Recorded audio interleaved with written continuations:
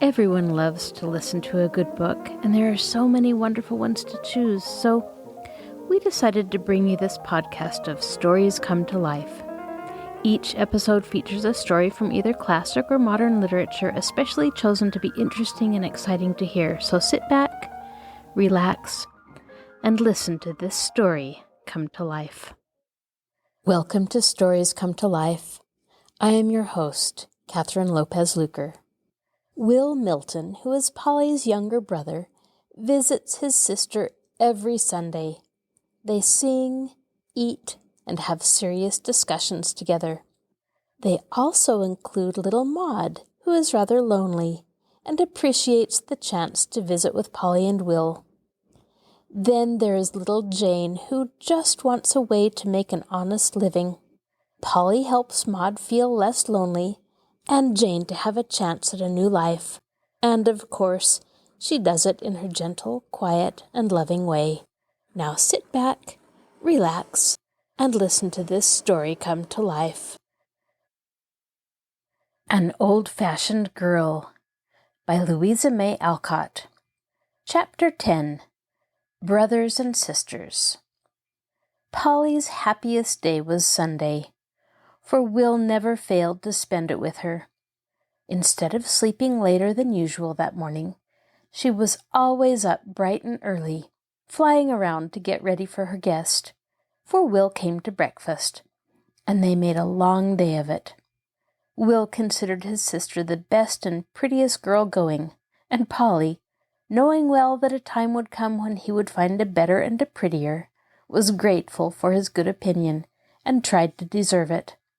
So she made her room and herself as neat and inviting as possible, and always ran to meet him with a bright face and a motherly greeting when he came tramping in, ruddy, brisk, and beaming, with the brown loaf and the little pot of beans from the bakehouse nearby. They liked a good country breakfast, and nothing gave Polly more satisfaction than to see her big boy clear the dishes, empty the little coffee pot, and then sit and laugh at her across the ravaged table. Another pleasure was to let him help clear away, as they used to do at home, while peals of laughter that always accompanied this performance did Miss Mill's heart good to hear.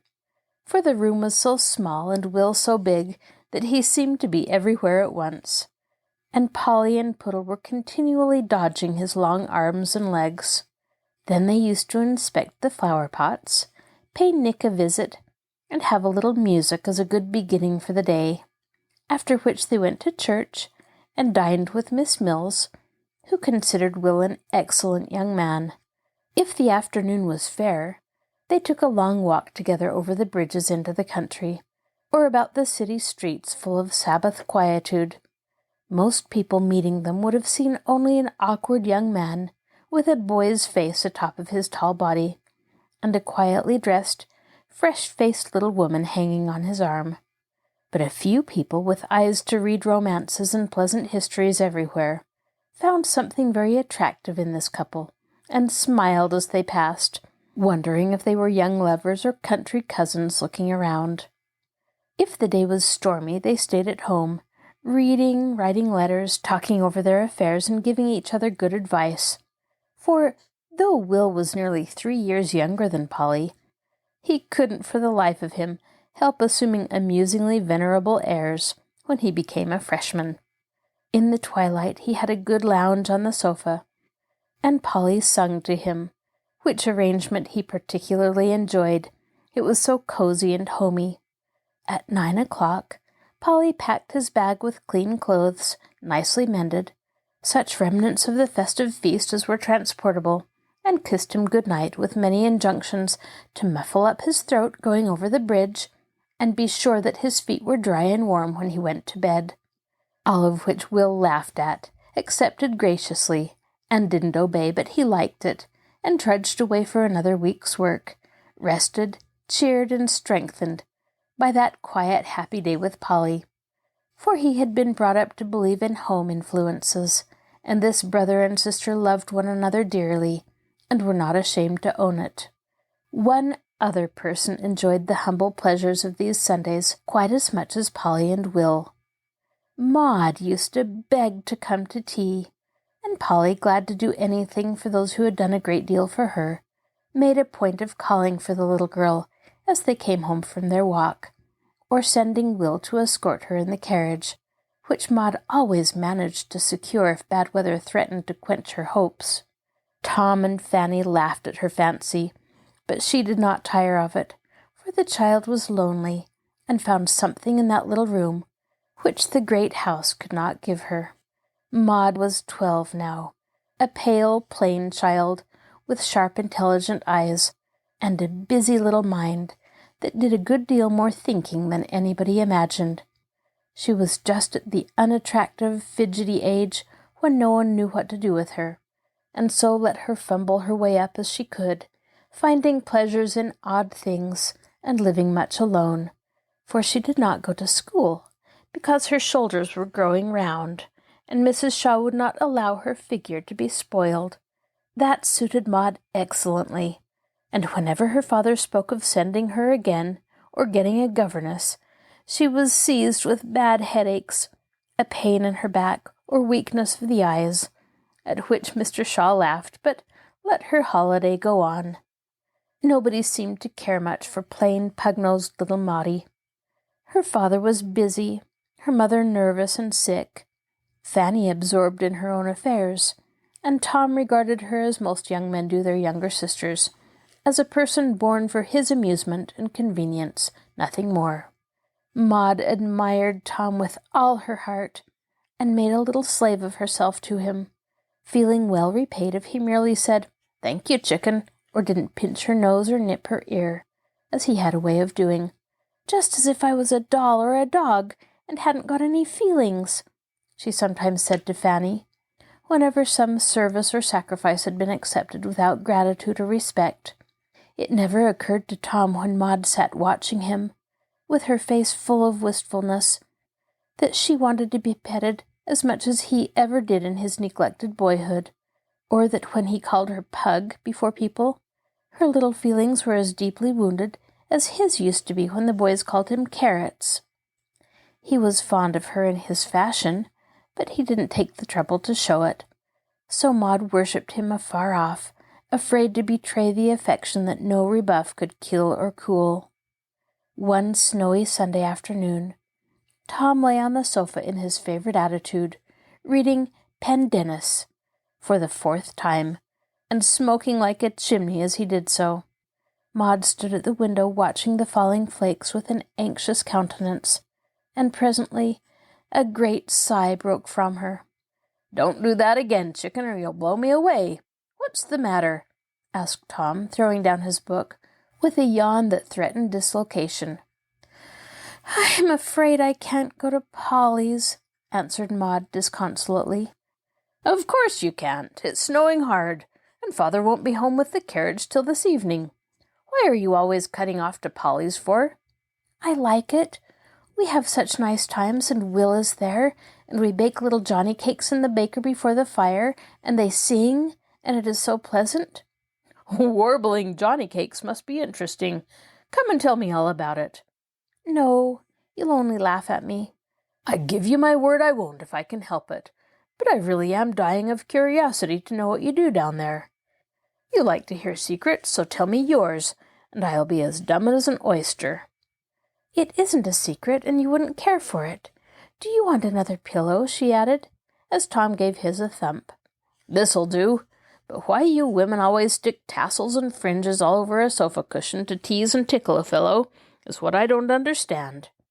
"One thing that Polly does Sunday nights is to take Will's head in her lap and smooth his forehead. It rests him after studying so hard, she says. If you don't like the pillow, I could do that for you, 'cause you look as if you were more tired of studying than Will," said Maud with some hesitation, but an evident desire to be useful and agreeable. "Well, I don't care if you do try it, for I'm confoundedly tired." And Tom laughed, as he recalled the frolic he had been on the night before. Maud established herself with great satisfaction, and Tom owned that a silk apron was nicer than a fuzzy cushion. "Do you like it?" she asked, after a few strokes over the hot forehead, which she thought was fevered by intense application to Greek and Latin. "Not bad, play away," was the gracious reply as Tom shut his eyes and lay so still that Maud was charmed at the success of her attempt. Presently she said softly, "Tom, are you asleep?" "Just turning the corner." "Before you get quite round, would you please tell me what a public admonition is?" "What do you want to know for?" demanded Tom, opening his eyes very wide. "I heard Will talking about publics and privates, and I meant to ask him, but I forgot." "What did he say?"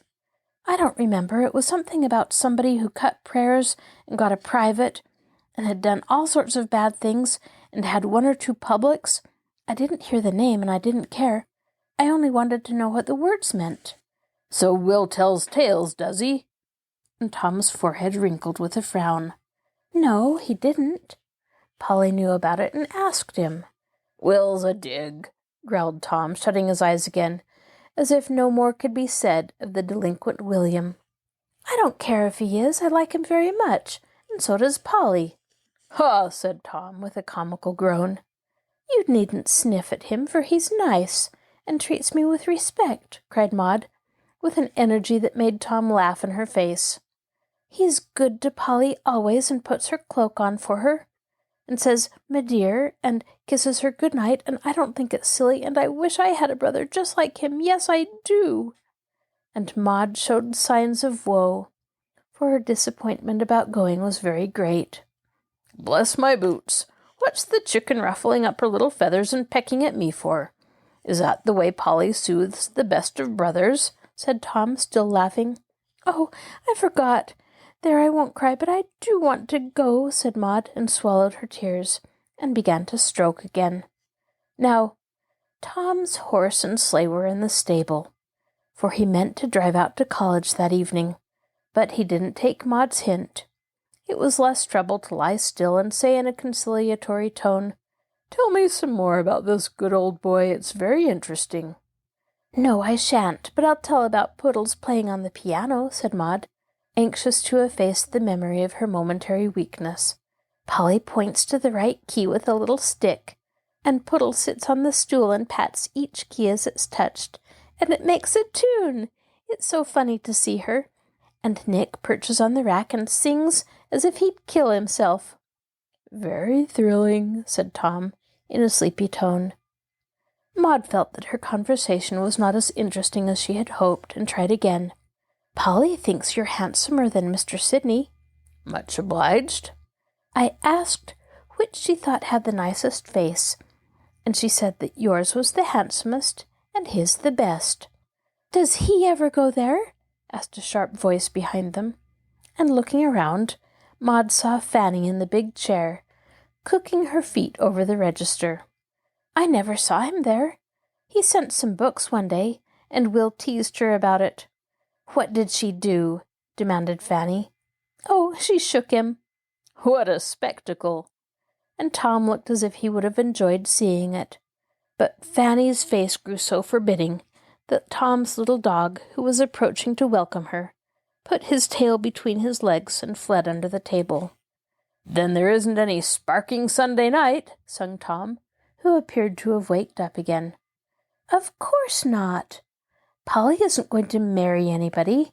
She's going to keep house for Tom when he's a minister. I heard her say so," cried Maud with importance. "What a fate for pretty Polly!" ejaculated Tom. "She likes it, and I'm sure I think she would. It's beautiful to hear him plan it all out."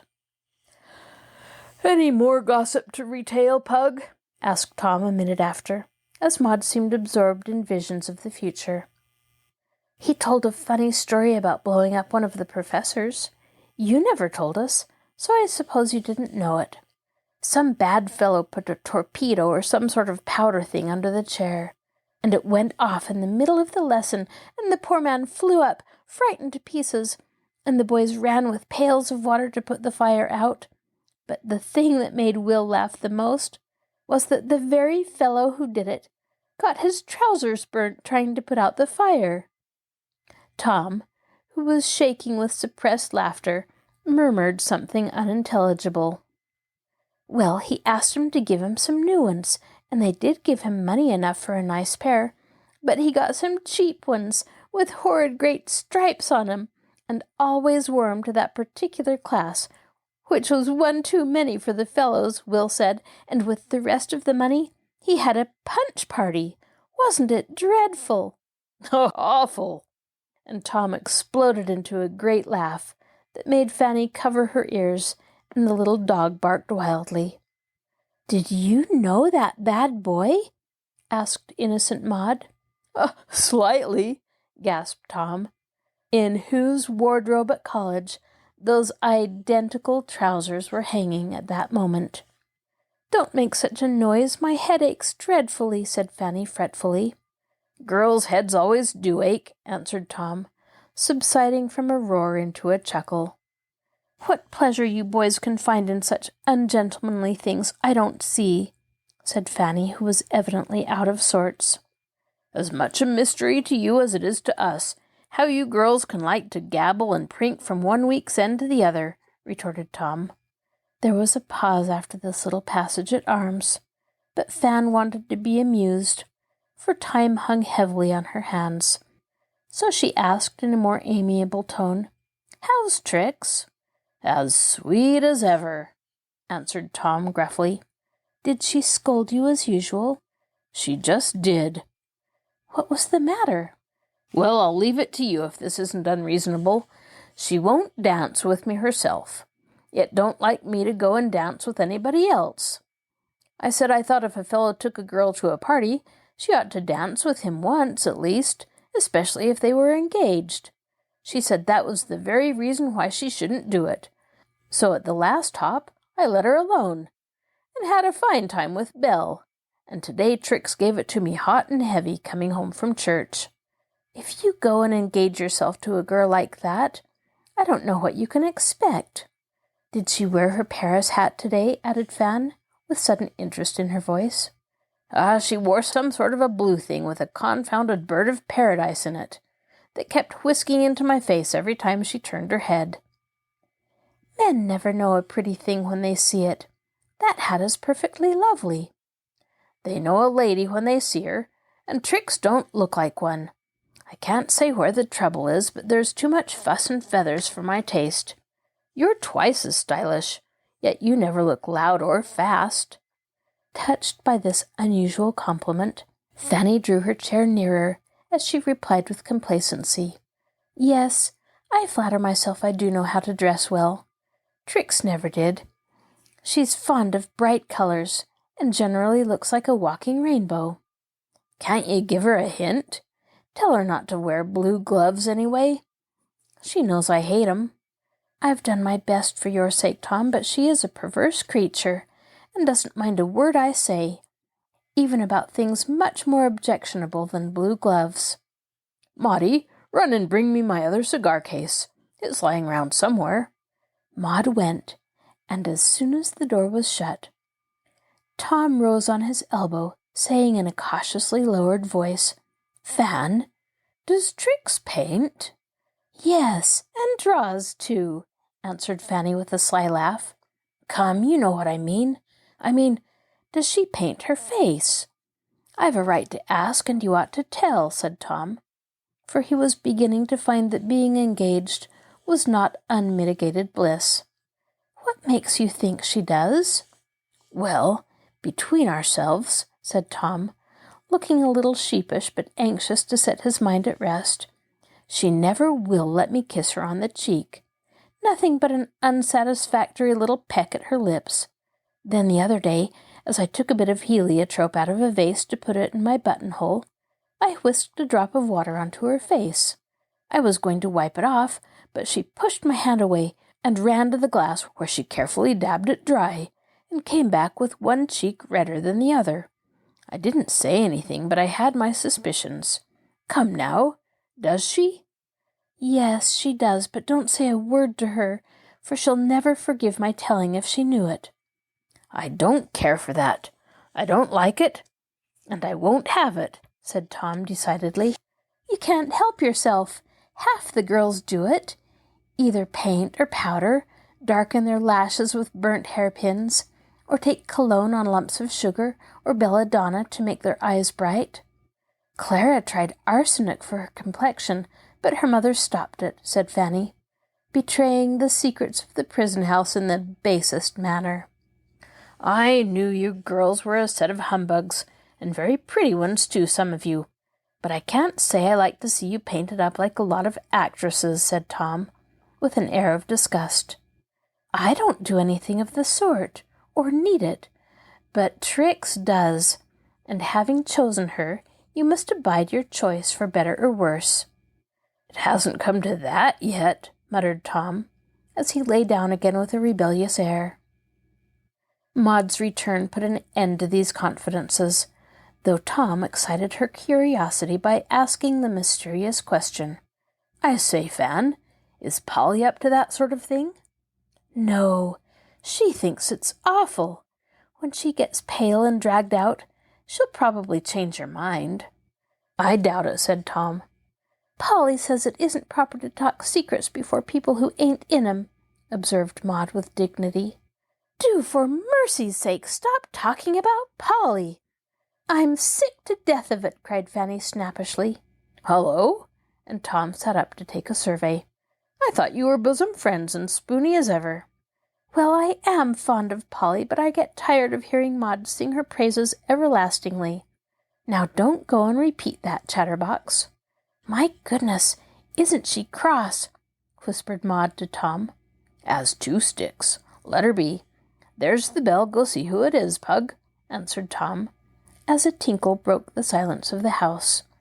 Maud went to peep over the banisters, and came flying back in a rapture. It's Will come for me. Can't I go? It doesn't snow hard, and I'll bundle up, and you can send for me when Papa comes. I don't care what you do, answered Fan, who was in a very bad temper. Without waiting for any other permission, Maud rushed away to get ready. Will wouldn't come up because he was so snowy, and Fanny was glad, because with her he was bashful, awkward, and silent. So Tom went down and entertained him with Maud's report. They were very good friends, but led entirely different lives, Will being a dig, and Tom a bird, or in plain English, one was a diligent student, and the other a jolly young gentleman. Tom had rather patronized Will, who didn't like it, and showed that he didn't by refusing to borrow money of him, or accept any of his invitations to join the clubs and societies to which Tom belonged. So Shaw let Milton alone, and he got on very well in his own way, doggedly sticking to his books, and resisting all temptations but those of certain libraries, athletic games, and such inexpensive pleasures as were within his means. For this benighted youth had not yet discovered that college nowadays is a place in which to skylark, not to study. When Maud came down and trotted contentedly away, holding Will's hand, Tom watched them out of sight, and then strolled about the house, whistling and thinking, till he went to sleep in his father's armchair for want of something better to do. He awoke to the joys of a solitary tea, for his mother never came down, and Fanny shut herself and her headache up in her own room. Well, this is cheerful, he said, as the clock struck 8, and his fourth cigar came to an end. Trix is angry and Fan in the dumps, so I'll take myself off. Guess I'll go round to Polly's and ask Will to drive out with me and save him the walk, poor chap. Might bring Maudie home. It'll please her, and there's no knowing when the governor will be back. With these thoughts in his head, Tom leisurely got under way, and left his horse at a neighbouring stable, for he meant to make a little call, and see what it was that Maud enjoyed so much. Polly's holding forth, he said to himself, as he went quietly upstairs, and the steady murmur of a pleasant voice came down to him. Tom laughed at Polly's earnest way of talking when she was interested in anything, but he liked it because it was so different from the coquettish clatter of most of the girls with whom he talked. Young men often laugh at the sensible girls whom they secretly respect, and affect to admire the silly ones whom they secretly despise, because earnestness, intelligence, and womanly dignity are not the fashion.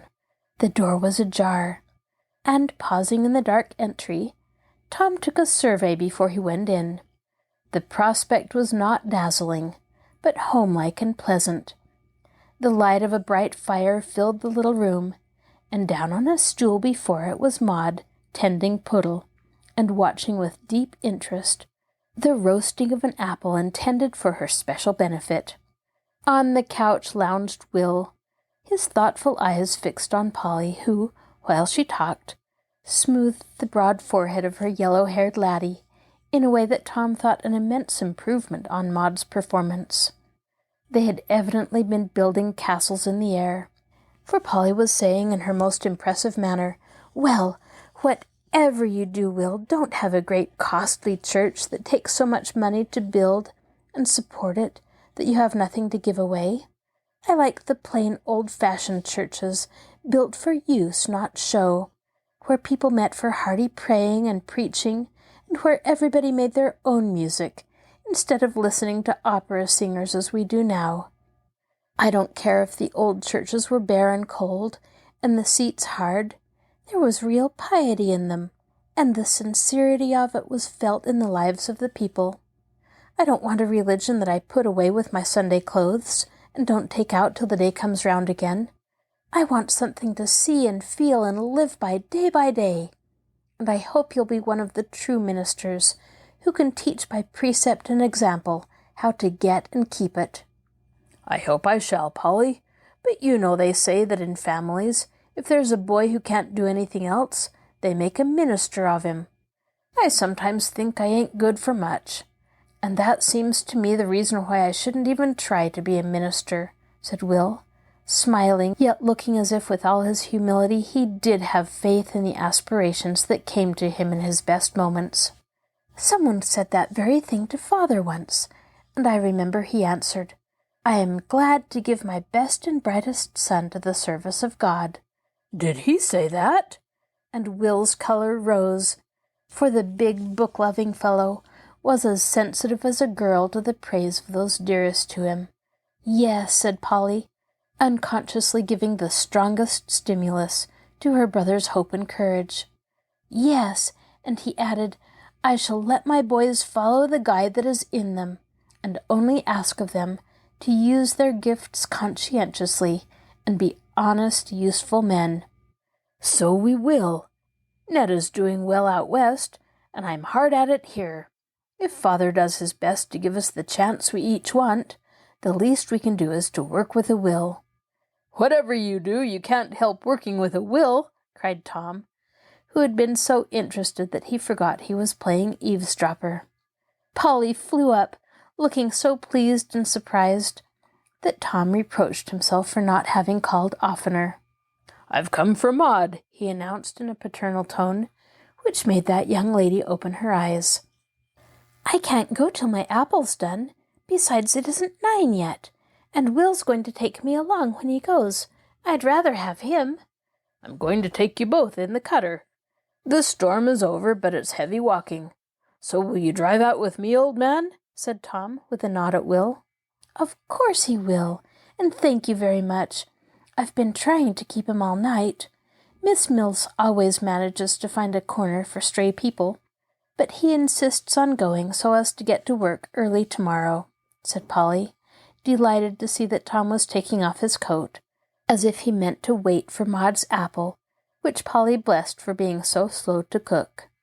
Putting her guest into the best chair, Polly sat down and beamed at him with such hospitable satisfaction that Tom went up several pegs in his own estimation. "You don't come very often, so we are rather overpowered when you do honor us," she said demurely. "Well, you know we fellows are so busy, we haven't much time to enjoy ourselves," answered Tom. "Ahem," said Will loudly. "Ah, take your own medicine," said Tom. Then they both burst out laughing, and Polly, fully understanding the joke, joined them, saying, "Here are some peanuts, Tom.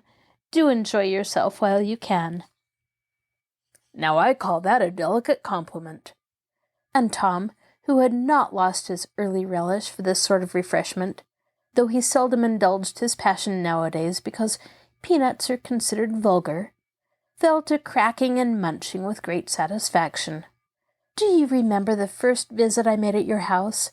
How you gave me peanuts coming home from the depot, and frightened me out of my wits, pretending the coachman was tipsy?" asked Polly.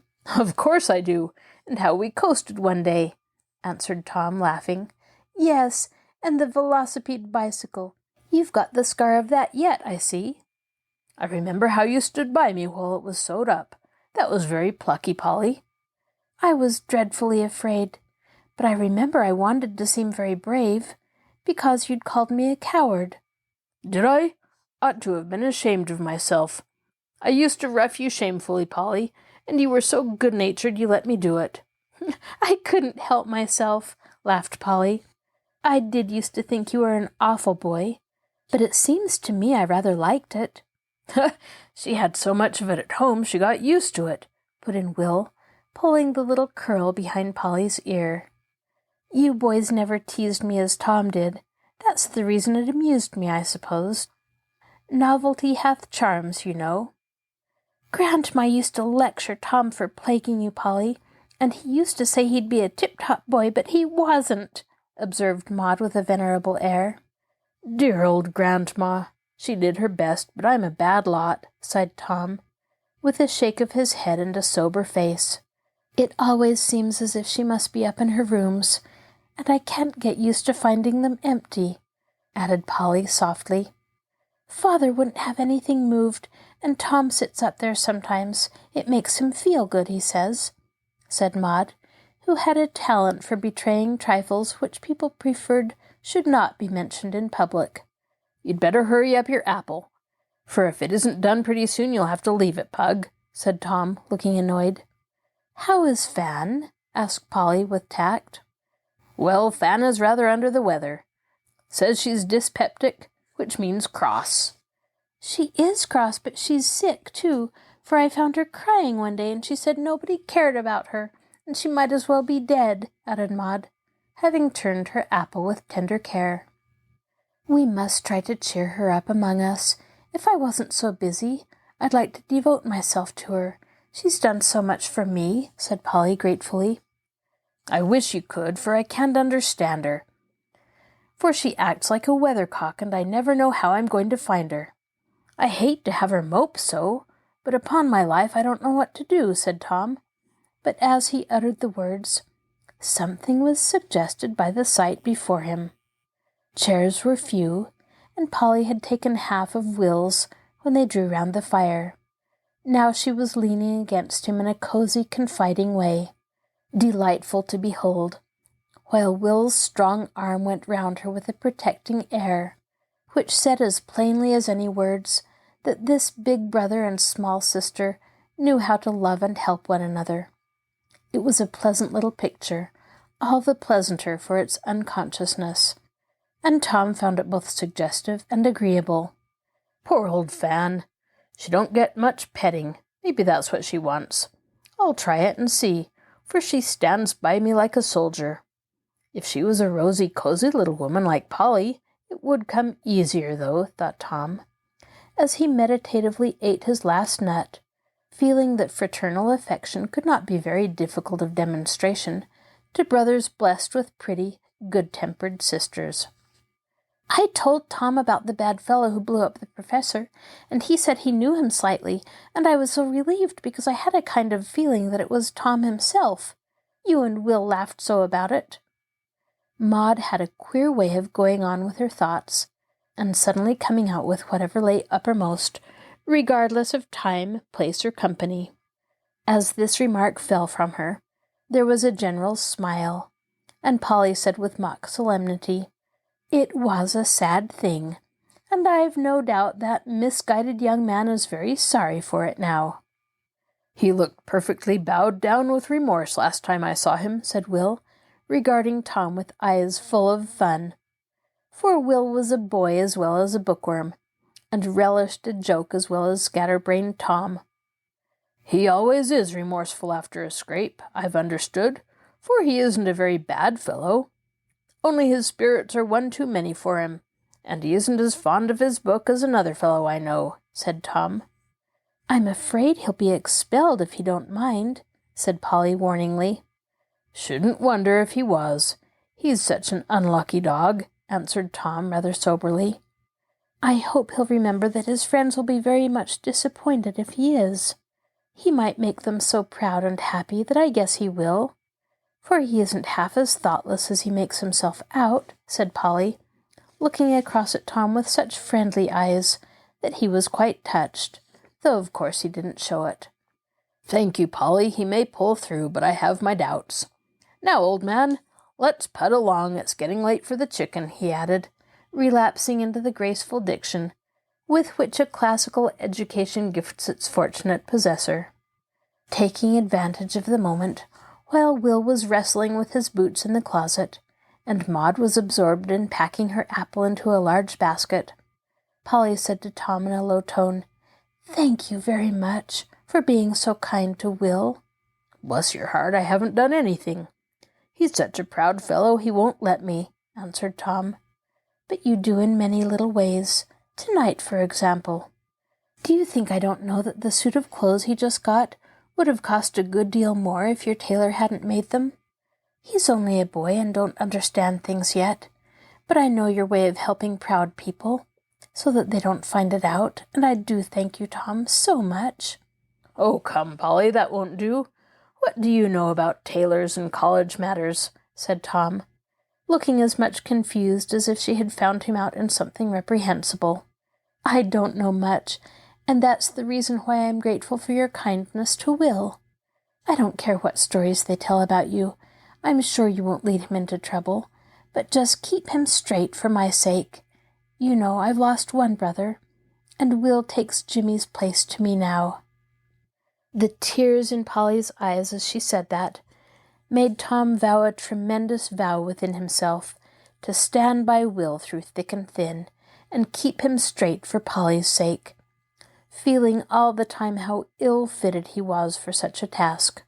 "I'll do my best," he said heartily, as he pressed the hand Polly gave him, with a look which assured her that he felt the appeal to his honor, and that henceforth the country lad was safe from all the temptations Tom could have offered him. "There! Now I shall give that to Mamma to take her pills in.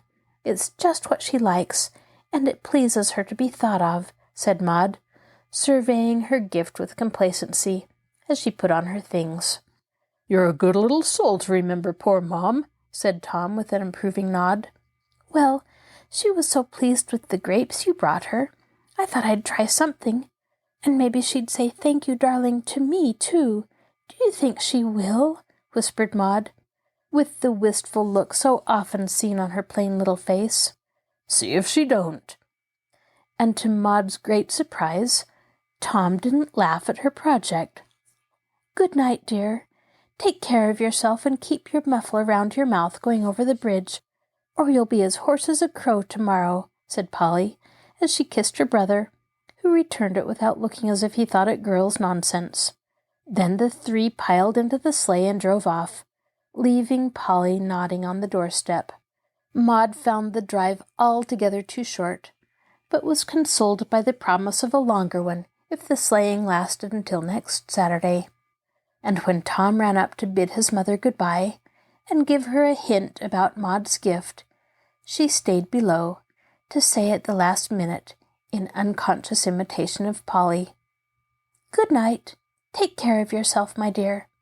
Tom laughed and was about to pinch the much-enduring little nose, but as if the words reminded him of something else, he gave her a kiss instead, a piece of forbearance which almost took Maud's breath away, with surprise and gratification.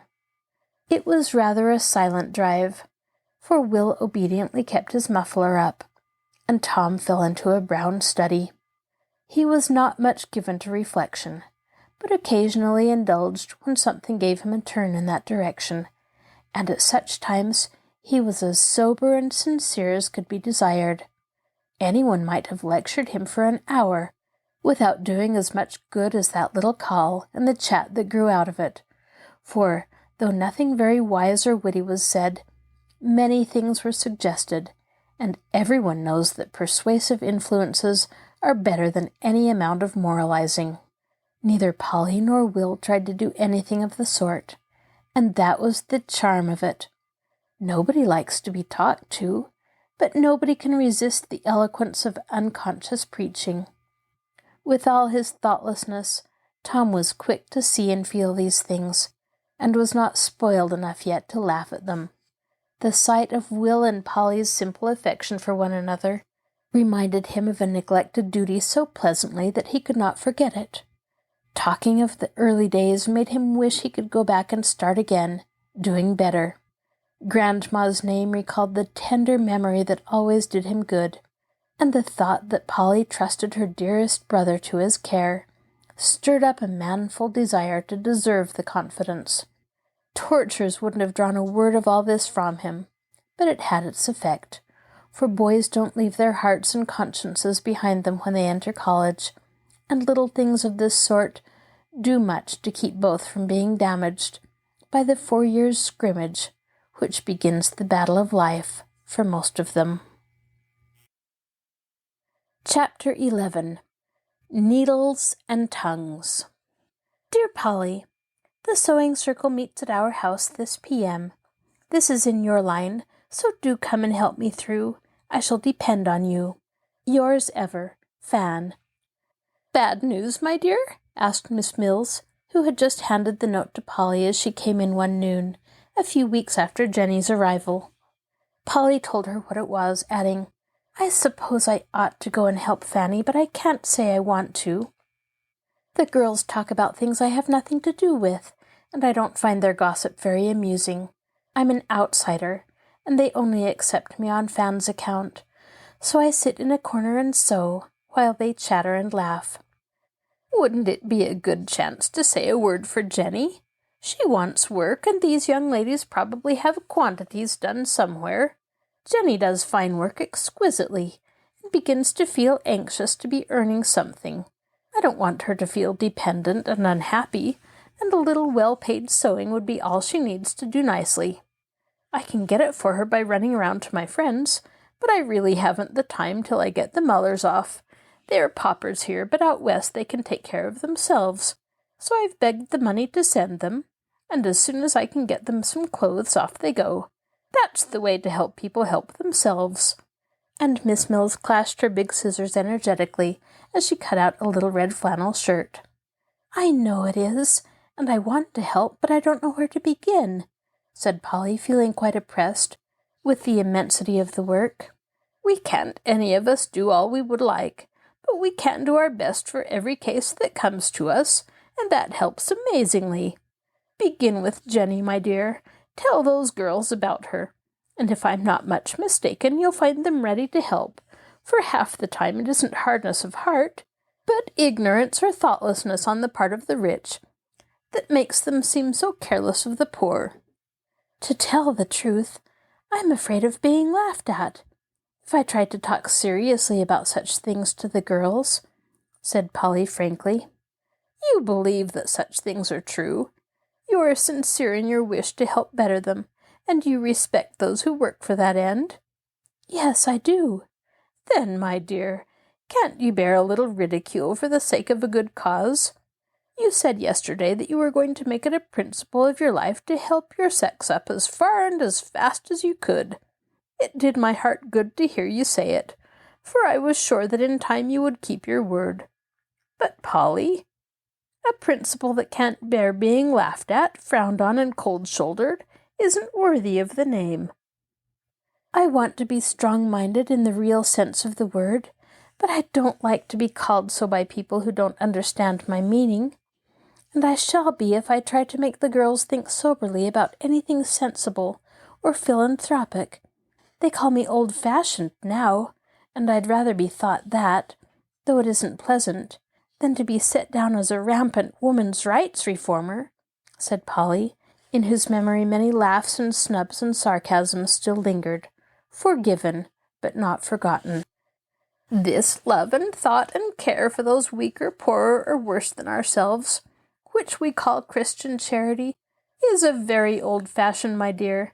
It began 1800 years ago, and only those who honestly follow the beautiful example set then learn how to get genuine happiness out of life. I'm not a rampant women's rights reformer, added Miss Mills, with a smile at Polly's sober face, but I think that women can do a great deal for each other, if they will only stop fearing what people will think, and take a hearty interest in whatever is going to fit their sisters, and themselves, to deserve and enjoy the rights God gave them. There are so many ways in which this can be done, that I wonder they don't see and improve them. I don't ask you to go and make speeches, only if you have the gift for that. But I do want every girl and woman to feel this duty, and make any little sacrifice of time or feeling that may be asked of them, because there is so much to do, and no one can do it as well as ourselves if we only think so. I'll try, said Polly, influenced more by her desire to keep Miss Mill's good opinion than any love of self-sacrifice for her sex. It was rather a hard thing to ask of a shy, sensitive girl, and the kind old lady knew it, for in spite of the gray hair and withered face, her heart was very young, and her own girlish trials not forgotten. But she knew also that Polly had more influence over others than she herself suspected, simply because of her candid, upright nature, and that while she tried to help others, she was serving herself in a way that would improve heart and soul more than any mere social success she might gain by following the rules of fashionable life, which drill the character out of girls till they are as much alike as pins in a paper, and have about as much true sense and sentiment in their little heads. There was good stuff in Polly, unspoiled as yet, and Miss Mills was only acting out her principle of women helping each other. The wise old lady saw that Polly had reached that point where the girl suddenly blooms into a woman, asking something more substantial than pleasure to satisfy the new aspirations that are born. A time as precious and important to the afterlife as the hour when the apple blossoms fall and the young fruit waits for the elements to ripen or destroy the harvest. Polly did not know this, and was fortunate in possessing a friend who knew what influences would serve her best, and who could give her what all women should desire to give each other, the example of a sweet, good life, more eloquent and powerful than any words, for this is a right no one can deny us. Polly turned the matter over in her mind as she dressed, while Jenny played waiting maid, little dreaming what this new friend was meaning to do for her, if she dared. "Is it going to be a tea party, miss?" asked Jenny, as the black silk went rustling on, to her great admiration, for she considered Polly a beauty. "Well, no, I think it will probably be a lecture," answered Polly, laughing, for Jenny's grateful service and affectionate eyes confirmed the purpose which Miss Mills's little homily had suggested. As she entered the Shaws' party an hour or two later, an appalling array of well-dressed girls appeared, each provided with a dainty reticule, basket, or bag, and each tongue going a great deal faster than the needle, while the white fingers stitched sleeves in upside down, put flannel jackets together hind part before, or gobbled buttonholes with the best intentions in life. "You're a dear to come so early. Here's a nice place for you between Belle and Miss Perkins, and here's a sweet little dress to make, unless you like something better," said Fanny, receiving her friend with warmth and placing her where she thought she would enjoy herself. "Thank you. I'll take an unbleached cotton shirt if you have such a thing, for it's likely to be needed before a cambric frock," replied Polly, subsiding into her corner as quickly as possible, for at least 6 eyeglasses were up, and she didn't enjoy being stared at. Miss Perkins, a grave, cold-looking young lady, with an aristocratic nose, bowed politely, and then went on with her work, which displayed 2 diamond rings to great advantage. Belle, being of the demonstrative sort, smiled and nodded, drew up her chair and began a whispered account of Trix's last quarrel with Tom. Polly listened with interest while she sewed diligently, occasionally permitting her eyes to study the elegant intricacies of Miss Perkins' dress, for that young lady sat like a statue, slightly bending and twisting her delicate fingers, and accomplishing about 2 stitches a minute. In the midst of Belle's story, a more exciting bit of gossip caught her ear, and she plunged into the conversation going on across the table, leaving Polly free to listen and admire the wit, wisdom, and charitable spirit of the accomplished young ladies about her. There was a perfect babel of tongues, but out of the confusion, Polly gathered scraps of fashionable intelligence, which somewhat lessened her respect for the dwellers in high places.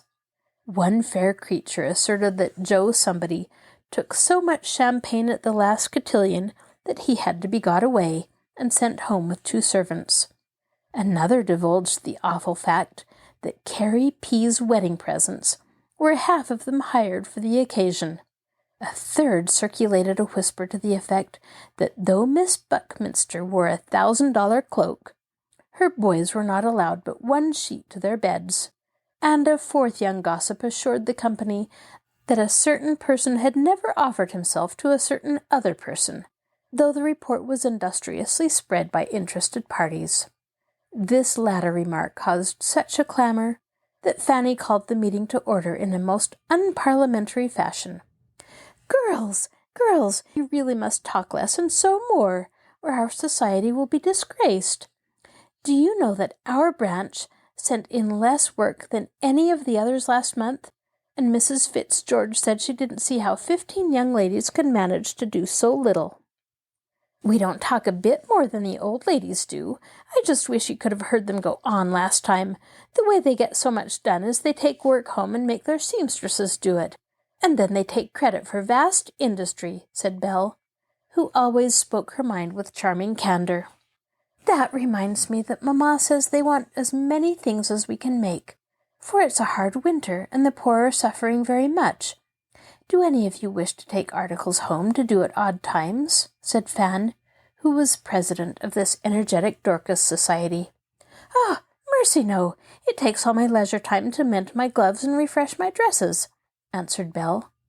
I think if we meet once a week, it's all that should be expected of us, with all of our other engagements.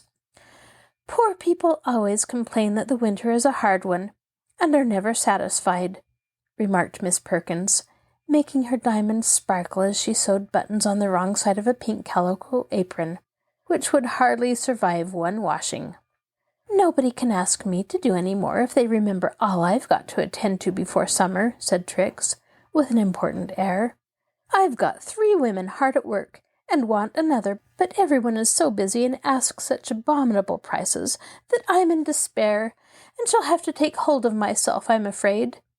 There's a chance for Jane, thought Polly, but hadn't courage to speak out loud in meeting just then, and resolved to ask Trix for work in private. Prices are high, but you forget how much more it costs to live now than it used to do. Mamma never allows us to beat down workwomen, but wishes us to pay them well, and economize in some other way if we must, said Emma Davenport, a quiet, bright-eyed girl who was called odd among the young ladies because she dressed simply when her father was a millionaire.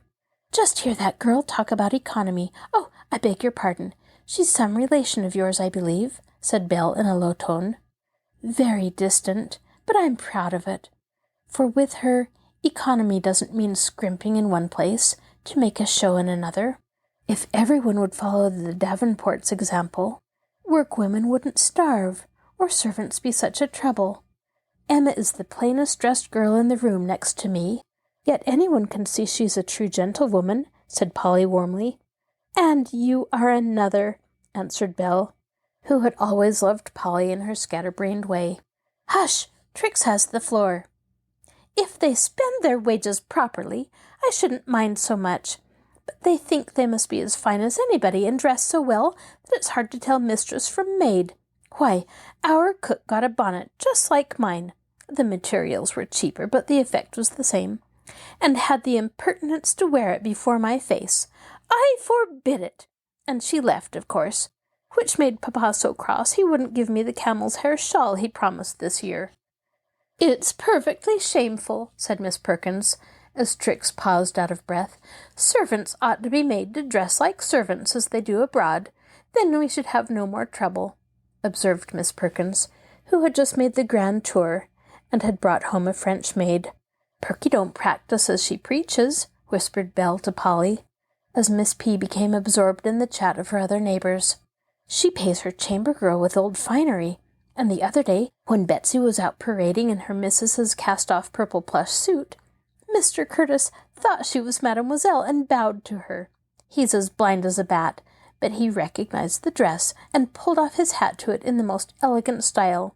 Perky adores him and was angry enough to hit poor Betsy when she told the story and giggled over it. Betsy is quite as stylish and ever so much prettier than Perky, and she knows it, which is an aggravation." Polly couldn't help laughing, but grew sober a minute after as Trix said pettishly, "Well, I'm sick of hearing about beggars. I believe half of them are humbugs, and if we let them alone, they'd go to work and take care of themselves. There's altogether too much fuss about charity. I do wish we could be left in peace." "There can't be too much charity," burst out Polly, forgetting her shyness all at once. "Oh, indeed. Well, I take the liberty to differ from you," returned Trix, putting up her glass and bestowing upon Polly her most top-loftical stare, as the girls called it. I regret to say that Polly never could talk with or be near Trix without feeling irritated and combative. She tried to conquer this feeling, but she couldn't, and when Trix put on airs, Polly felt an intense desire to box her ears. That eyeglass was her especial aversion, for Trix was no more nearsighted than herself, but pretended to be because it was the fashion, and at times used the innocent glass as a weapon with which to put down anyone who presumed to set themselves up. The supercilious glance which accompanied her ironically polite speech roused Polly, who added with sudden color and the kindling of the eyes that always betrayed a perturbed spirit, "I don't think many of us would enjoy that selfish sort of peace, while little children starve, and girls no older than us try to kill themselves because their dreadful poverty leaves them no choice but sin or death." A sudden lull took place, for though Polly did not raise her voice, it was full of indignant emotion, and the most frivolous girl there felt a little thrill of sympathy, for the most utterly fashionable life does not kill the heart out of women till years of selfish pleasure have passed over their heads. Trix was ashamed of herself, but she felt the same antagonism toward Polly that Polly did toward her, and being less generous, took satisfaction in plaguing her. Polly did not know the secret of this was the fact that Tom often held her up as a model for his fiancée to follow, which caused that young lady to dislike her more than ever. "Half the stories in the papers are made up for a sensation, and it's absurd to believe them, unless one likes to be harrowed up, and I don't. And as for peace, I'm not likely to get much while I have Tom to look after," said Trix with an aggravating laugh. Polly's needle snapped in two, but she did not mind it, as she said with a look that silenced even sharp-tongued Trix, "I can't help believing what my own eyes and ears have seen and heard. You lead such safe and happy lives, you can't imagine the misery that's all around you. But if you could get a glimpse of it, it would make your hearts ache, as it has mine." "Do you suffer from heartache?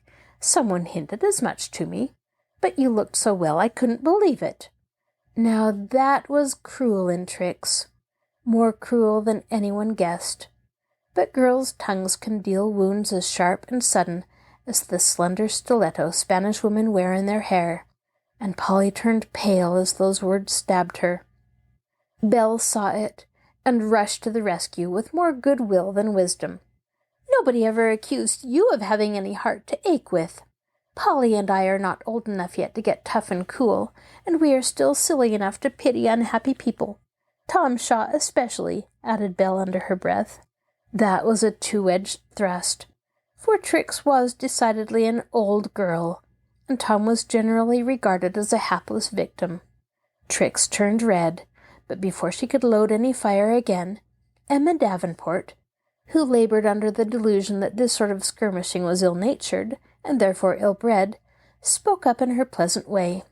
"Speaking of pitying the poor, I always wonder why it is that we all like to read and cry over their troubles in books, but when we have the real thing before us, we think it's uninteresting and disagreeable.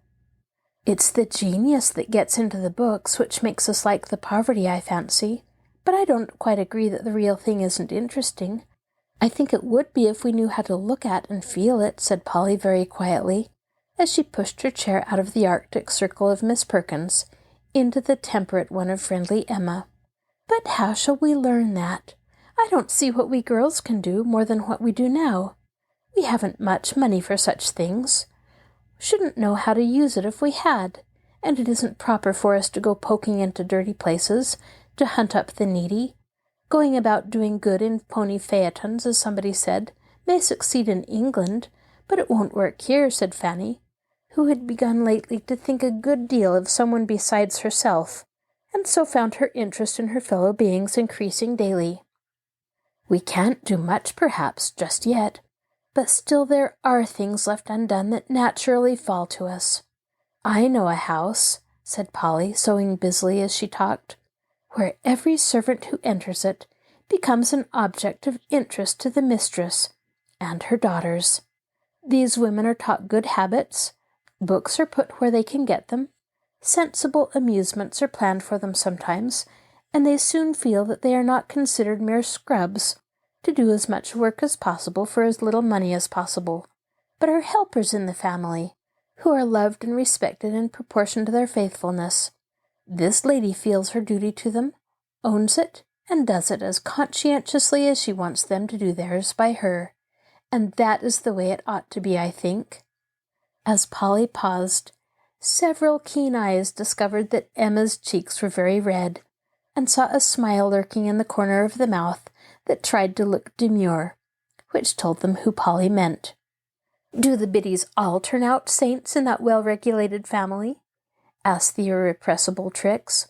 No, few of us do that, even in the parlor, but every one of the biddies is far better for being there, whether they are grateful or not. I ought not to have mentioned this, perhaps, but I wanted to show you one thing that we girls can do. We all complain about bad servants, most as much as if we were housekeepers ourselves, but it never occurs to us to try and mend the matter by getting up a better spirit between mistress and maid. Then there's another thing we can do, added Polly, warming up. Most of us find money enough for our little vanities and pleasures, but feel dreadfully poor when we come to pay for work, sewing especially.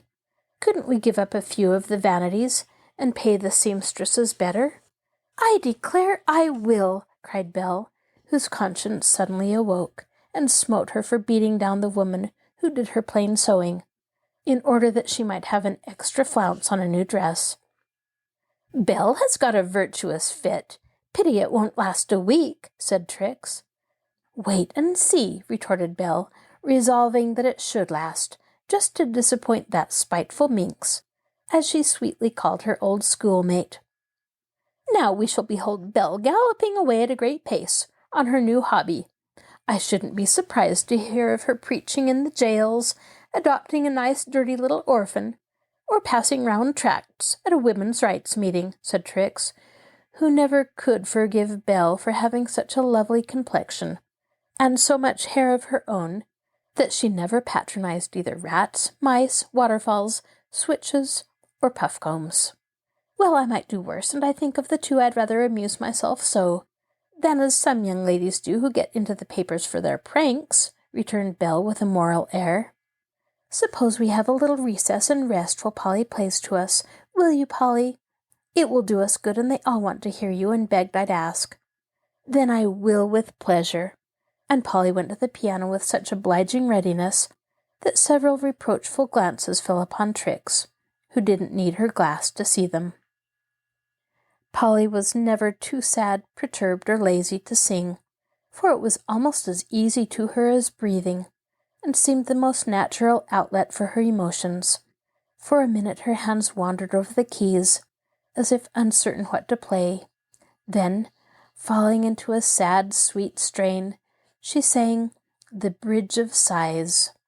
Polly didn't know why she chose it, but the instinct seemed to have been a true one, for old as the song was, It went straight to the hearts of the hearers, and Polly sung it better than she ever had before, for now the memory of little Jane lent it a tender pathos which no art could give. And here are the tender words to the song Polly sang. The old poem, written in 1844 by Thomas Hood, seemed to say more than Polly could have done by merely relating a history. The Bridge of Sighs. One more unfortunate, weary of breath, rashly importunate, gone to her death. Take her up tenderly, lift her with care, fashioned so slenderly, young and so fair. Look at her garments, clinging like cerements, whilst the wave constantly drips from her clothing. Take her up instantly, loving, not loathing. Touch her not scornfully, think of her mournfully, gently and humanly, not of the stains of her. All that remains of her now is pure womanly. Make no deep scrutiny into her mutiny, rash and undutiful, past all dishonour. Death has left on her only the beautiful. Still, for all slips of hers, one of Eve's family, wipe those poor lips of hers, oozing so clammily. Loop up her tresses, escaped from the comb, her fair auburn tresses, whilst wonderment guesses where was her home. Who was her father? Who was her mother? Had she a sister? Had she a brother? Or was there a dearer one, still, and a nearer one, yet than all other? Alas for the rarity of Christian charity under the sun! Oh, it was pitiful. Near a whole city full, home she had none. Sisterly, brotherly, fatherly, motherly, feelings had changed. Love by harsh evidence thrown from its eminence, even God's providence seeming estranged. Where the lamps quiver so far in the river, with many a light from window and casement, from garret to basement she stood with amazement, houseless by night. The bleak wind of March made her tremble and shiver, but not the dark arch or the black flowing river, mad from life's history, glad to death's mystery, swift to be hurled anywhere, anywhere out of the world. In she plunged boldly, no matter how coldly the rough river ran. Over the brink of it, picture it, think of it, dissolute man. Lave in it, drink of it, then if you can. Take her up tenderly, lift her with care, fashioned so slenderly, young and so fair. Ere her limbs frigidly stiffen too rigidly, decently, kindly, smooth and compose them, and her eyes close them, staring so blindly, dreadfully staring through muddy impurity, as when with the daring last look of despairing fixed on futurity.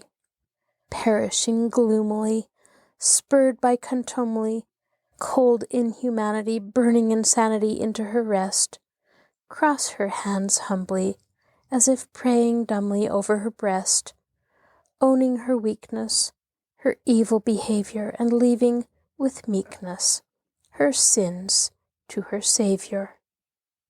It did them all good, for music is a beautiful magician, and few can resist its power. The girls were touched by the appeal. Polly was lifted out of herself, and when she turned round, the softened look on all the faces told her that for the moment foolish differences and frivolous beliefs were forgotten in the one womanly sentiment of pity for the wrongs and woes of which the listeners' happy lives were ignorant. "That song always makes me cry, and I feel as if I had no right to be so comfortable," said Belle, openly wiping her hands on a crash towel. "Fortunately, such cases are very rare," said another young lady, who seldom read the newspapers. "I wish they were, but I'm afraid they are not. For only 3 weeks ago I saw a girl younger than any of us, and no worse, who tried to destroy herself, simply because she was so discouraged, sick, and poor," said Polly. "Do tell about her," cried Belle eagerly. Feeling that the song had paved the way for the story, and given her courage to tell it. Polly did tell it, and must have done it well, for the girls stopped work to listen, and when she ended, other eyes besides warm-hearted Belle's were wet. Trix looked quite subdued. Miss Perkins thawed to such a degree that something glittered on her hand as she bent over the pink pinafore again, better and brighter than her biggest diamond.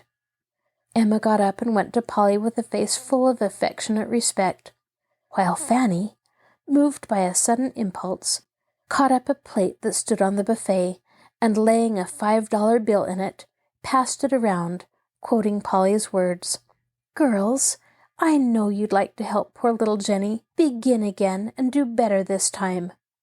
It was good to see how quickly the pretty purses were out, how generously each gave of its abundance, and what hearty applause broke from the girls, as Belle laid down her gold thimble, saying with an April face, "There, take that. I never have any money. Somehow it won't stay with me, but I can't let the plate pass me by this time."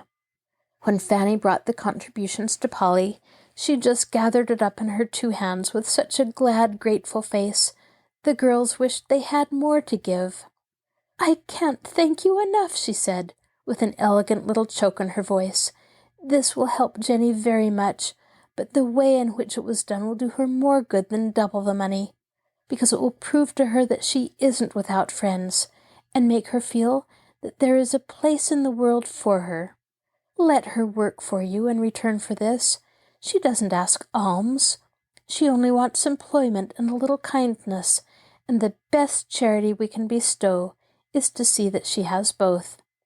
I'll give her as much sewing as she wants, and she can stay at our house while she does it, if she needs a home," said Trix, in a spasm of benevolence. "She doesn't need a home, thank you. Miss Mills has given half of hers, and considers Jane her child," answered Polly, with proud satisfaction in the fact. "What an old dear!" cried Belle. "I want to know her. May I?" whispered Emma. "Oh, yes, I'm glad to make her known to anyone.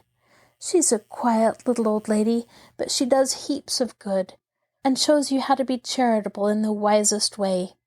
Do tell us about it. I'm sure I want to do my duty, but it's such a muddle I don't know how."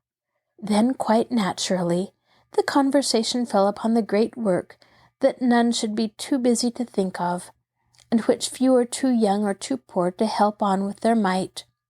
The faces grew more earnest, the fingers flew faster, as the quick young hearts and the brains took in the new facts, ideas, and plans that grew out of the true stories, the sensible hints, the successful efforts which Polly told them, fresh from the lips of Miss Mills.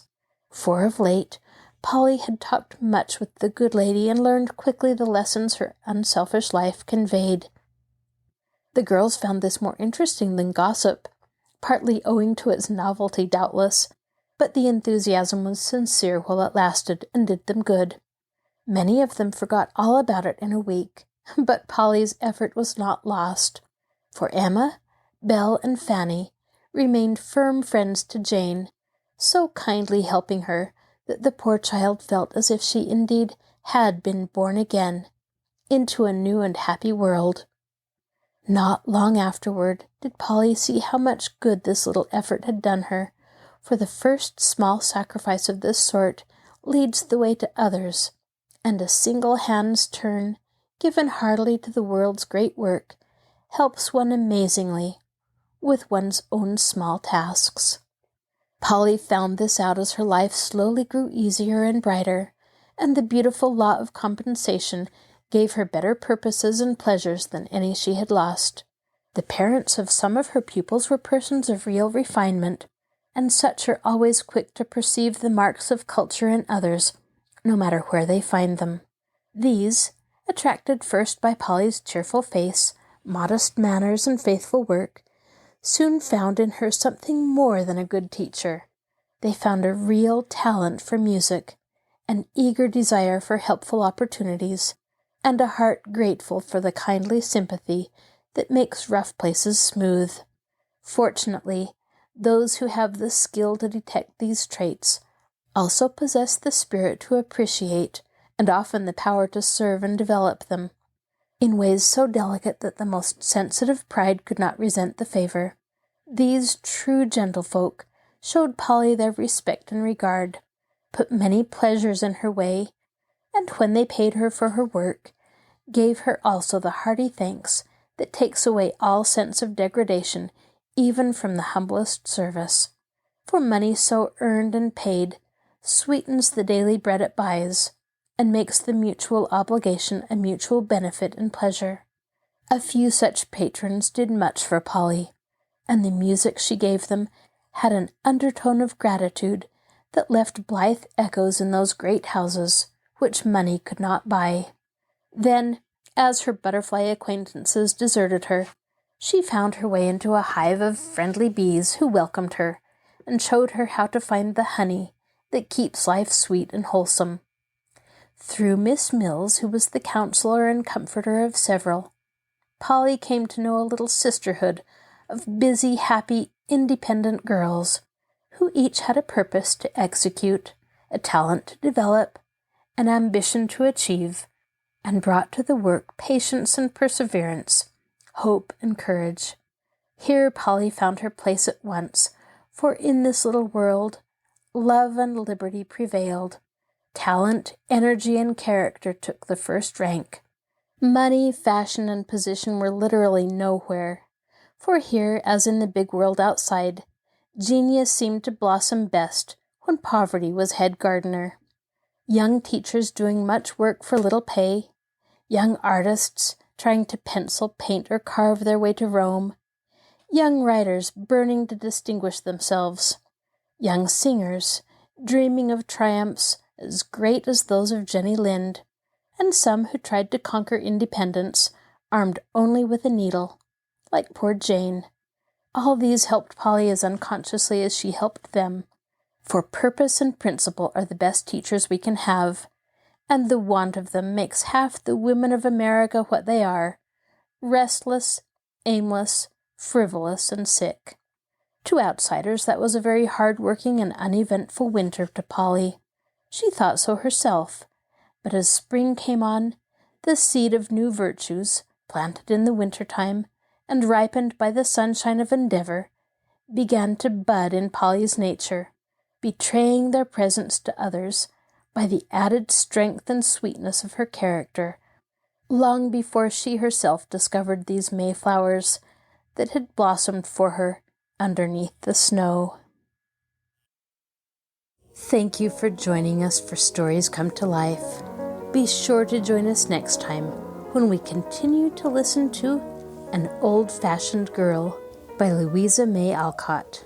Please be sure to tell me what other books you'd like to listen to. I'm so glad you joined me. I'll talk to you again soon.